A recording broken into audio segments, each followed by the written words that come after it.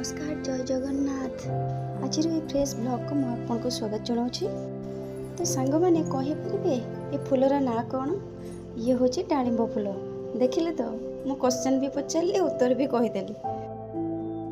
से जहाँ भी हो छाड़ू आप देखिए कहानी रे कि मु केमती गछ लगे मो जीवन कहानी आम दी जनकर कहानी मो पारिवारिक भितर संपर्क केमती कौन चली सब दुख सुख मुझे सहित सेयार करी। गोटे कथा जानते मुझे मान सांग मान सहित मुझे सेयार करे माने गछपत्र सहित मुझे कहूँ आपन गोटे गोटे गछ लगातु देखिए आपको केते भल लगे। आ प्रत्येक दिन से गचरे पानी ही दिंतु जिते देह खराब था जिते ये था से किसी कहतु कि आपको देखिए फ्रेश लगे गछ पाखे बसिले से गचर सुलसुलिया हावा लगे देहरे केते देह सुस्थ लगे देखिए आप मन को केते खुशी लगे। आम दिन काणे केमती लगे मुझे जानी किंतु मो गछपत्र आपको बहुत भल लगे।